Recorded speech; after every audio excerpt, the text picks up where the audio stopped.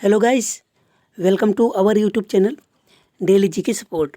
तो आज जो हम बात करने वाले हैं यूपीटीपीएससी की एक बड़ी भर्ती, जैसे कि आपने एएनएम भर्ती 2022 देखी।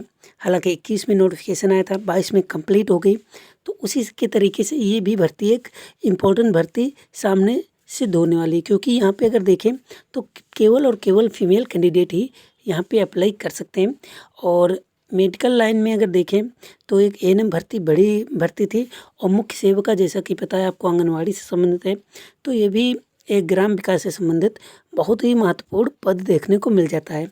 तो आज जो आयोग ने सिलेबस रिलीज़ कर दिया गया है, और यहाँ पे देखेंगे हम कितने कैंडिडेट यहाँ पे आवेदन किए हैं और कितने कैंडिडेट यहाँ पे शॉर्ट लिस्ट होने वाले हैं। साथ ही हम बात करेंगे इम्पोर्टेंट बुक की।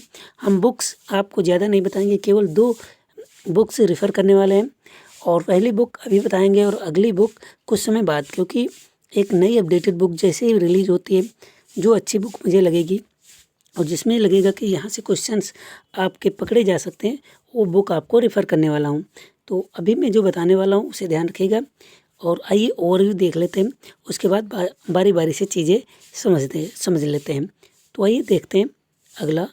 तो यहाँ पे अगर बात करें इंपॉर्टेंट डेट्स की, तो यहाँ पे 3 अगस्त 2022 को यहाँ पे नोटिफिकेशन मतलब कि आवेदन शुरू हुए थे। हालांकि नोटिफिकेशन बहुत ही पहले रिलीज़ कर दिया गया था, जिसमें कि मैंने आपको बता दिया था कि केवल फीमेल कैंडिडेट ही आवेदन कर सकते हैं, मेल कैंडिडेट आवेदन नहीं कर सकते हैं।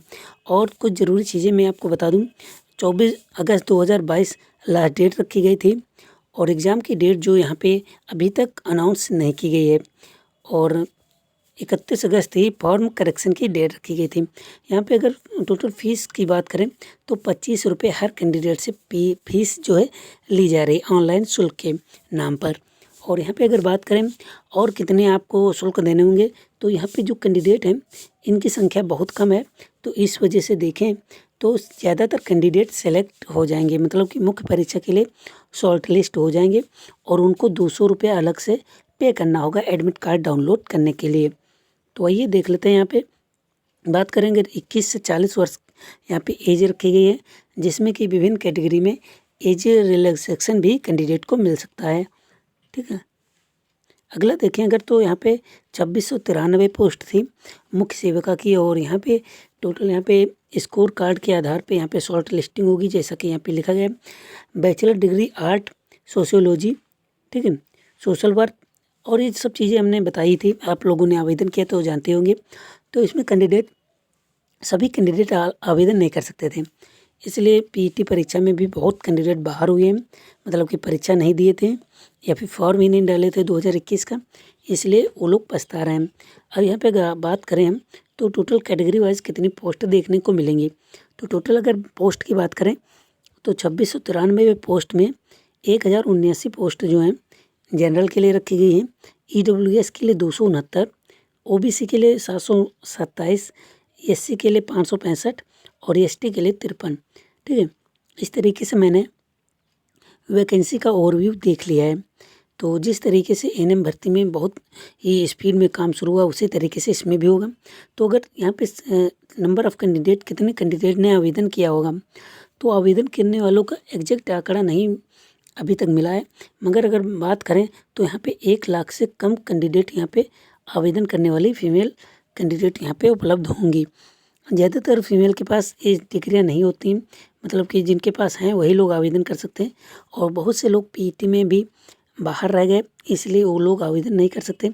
इसलिए कंपटीशन 2023 की तुलना में 2022 में थोड़ा कम है। और मैं ये जो स्क्रीनशॉट दिखा रहा हूँ, ये अमेजोन की वेबसाइट पे बुक दिखा रहे थे, तो बहुत ही अच्छी बुक मैंने देखा, इसका रिव्यू भी मैंने देखा। तो उसके बाद मैंने सोचा कि क्यों ना आप लोगों को बता दिया जाए। तो 300 रुपये की बुक है, और 35 रुपये यहाँ पे आपको डिलीवरी चार्ज ले लेता है। तो 335 रुपये आपको यहाँ पे केवल पे करने हैं, बाकी विभिन्न सोर्स से पेमेंट करते हैं तो उसकी अलग से आपको छूट मिल जाती है। तो यहाँ पे अगर बात करें हम, ये बुक कितनी इम्पोर्टेंट है, तो ये बुक पुराने सिलेबस के आधार पे, पुराने सिलेबस जो भी पहले के थे, जो परीक्षाएं हुई, तो उसके आधार पे है, मगर ये बुक अगर आप लेते हैं या नहीं लेते हो अलग की बात है। अगर ले लेते हैं अच्छी बात है, नहीं लेते तब भी कोई बात नहीं। जो नेक्स्ट बुक अभी विभिन्न जो है प्रकाशन के द्वारा निकलेंगी बुक, और सभी प्रकाशन को आपको देखना है। अगर आप नहीं देख पाते तो हमारे वीडियो पे ज़रूर देखिएगा, क्योंकि हम सभी बुक्स का एनालिसिस करने के बाद देखेंगे कहाँ से क्वेश्चन आपके परीक्षा में पूछे जा सकते हैं। वो हम बुक आपको रेफ़र करेंगे, और एक ही बुक हम रेफ़र करेंगे सभी कैंडिडेट को, जिससे कि आपकी कम पढ़ के भी अच्छी तैयारी हो सके और अच्छा प्रदर्शन कर सकें। तो यहाँ पे अगर बात करें, total number of candidate 1 lakh से कम ही आवेदन किए हैं, और जिसमें कि चांसेस हैं कि 60 से 70 हज़ार कैंडिडेट को बुला लिया जाए। ठीक है, तो यहाँ पे अगर PTCF स्कोर की अगर बात करें तो मुझे लगता है 30-35 के आसपास अगर भी आपका है, ठीक है, 30-35 नंबर के आसपास अगर PT स्कोर में है आपका 2021 में, तो निश्चित ही आपका जो है शॉर्ट लिस्ट हो सकते हैं। तो आइए अब देख लेते हैं सिलेबस एनालिसिस। उसके बाद कुछ ज़रूरी चीज़ें यहाँ पे हम डिस्कस करने वाले हैं। तो आइए देख लेते हैं सिलेबस को। तो यहाँ पे नोटिफिकेशन 31 अगस्त 2022 का आपने देखा कि रिलीज़ किया गया है। तो यहाँ पे लिखा गया है, मैं टोटल यहाँ पे उल्लिखित बिंदु 10 में वेबसाइट से पाठ्यक्रम प्रकाशित करने के बारे में लिखा गया था, जो कि नोटिफिकेशन में था, जो मैंने आपको बताया भी था। तो 10 अगस्त 2022 को मुख्य परीक्षा सेविका पद हेतु स्वीकृत परीक्षा योजना पाठ्यक्रम, ठीक है, 10 अगस्त को ये पाठ्यक्रम स्वीकृत हो गया। उसके बाद आज 31 अगस्त को यहाँ पे रिलीज़ किया गया। तो यहाँ पे देखें तो लिखित परीक्षा एक पाली में होगी, जैसा कि अब जो भी भर्तियाँ ज़्यादातर होंगी PET परीक्षा को छोड़ के सभी एक पाली में होंगी। 100 पर्सन होंगे और 120 मिनट के होंगे, ठीक है। 2 घंटे में आपको 100 क्वेश्चन करने हैं। 1/4 की माइनस मार्किंग भी आपको यहाँ पे देखने को मिल जाएगी। तो अब यहाँ पे सिलेबस देख लेते हैं। सिलेबस में अगर बात करें तो मुख्य सेविका की भूमिका एवं जिम्मेदारियाँ, विवाह, परिवार, जाति, लिंग, असमानता, धर्म और भाषाएं। तो मुख्य सेविका की भूमिका एवं जिम्मेदारियों की अगर बात करें तो ये सिलेबस में आपके परिवार, विवाह, जाति, लिंग और असमानता, धर्म और भाषाएं, ये भी आपके सिलेबस में है। और सामाजिक समस्याएं और विशेष रूप से बच्चों और महिलाओं से संबंधित मुद्दे, ये भी आपके जो है यहाँ पे देखने को मिल जाएगा। जनसंख्या विस्फोट, जनसंख्या वृद्धि और नियंत्रण, इसके बारे में भी आपको देखना है। जनसंख्या विस्फोट क्या होता है, जनसंख्या वृद्धि और नियंत्रण कैसे किया जाए, इस पे भी हम चर्चा करेंगे। मतलब कि इस सिलेबस में देख लेंगे। गरीबी, दहेज, घरेलू हिंसा, तलाक, अंतर पीढ़ी संघर्ष और जातिवाद, इस पे भी आपको यहाँ पे प्रकाश डालने को पड़ेगा। सामाजिक परिवर्तन, सामाजिक नियंत्रण, इस पे भी आपको देखना होगा। ऊर्जा, बेसल, उपापचय, ठीक है, तो इस पर भी आपको बेसल जो मानक हैं उसको भी आपको पढ़ना है।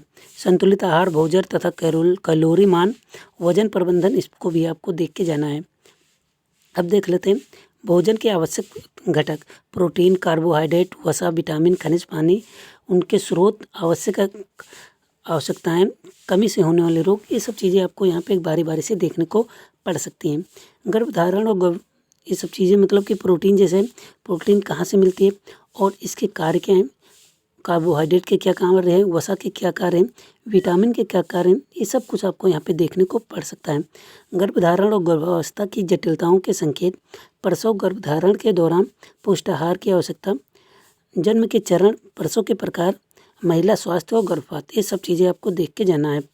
वृद्धि एवं विकास, शारीरिक विकास से संबंधित, ठीक है, मोटर विकास, भावनात्मक विकास, ये मोटर गलत हो गया है मुझे लगता है, मदर डेवलपमेंट होना चाहिए था, ठीक है।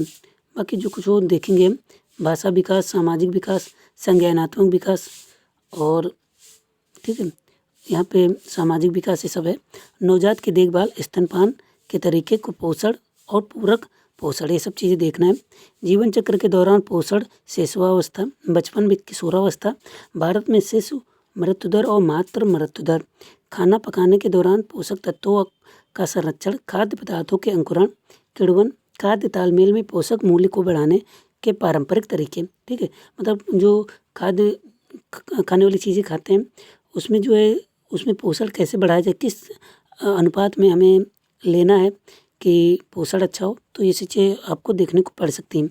बाल विकास के चरण और विकास को प्रभावित करने वाले कारक जो हैं, ठीक है, बाल का विकास कैसे होता है, और प्रभावित करने वाले कारक कौन कौन से होते हैं, स्वास्थ्यता और मतलब और भी कई चीज़ें हैं, वो सब हम आगे अगर वीडियो में अपलोड करते हैं इसके मतलब क्रैश कोर्स में, तो आपको मिल जाएगा। प्रतिरक्षण के प्रकार और अनुसूची, तो ये चीज़ें आपको यहाँ पे मिलने वाली हैं, पढ़ना पड़ेगा। और रोग, जितने भी रोग हैं यहाँ पे, बुखार, डिप्टीरिया, काली खांसी, इसमें केवल आपको ये ध्यान रखना कि किस बीमारी से होते हैं, ठीक है। मतलब बुखार किससे होता है, बैक्टीरिया से होता है या फिर वायरस से होता है, ठीक। काली खांसी किससे होता है, ये सब चीज़ें केवल यही देखना है। और इसमें क्या मतलब इससे क्या दिक्कत होती है, जो पीड़ित होता है, ये सब चीज़ें देखना है बस।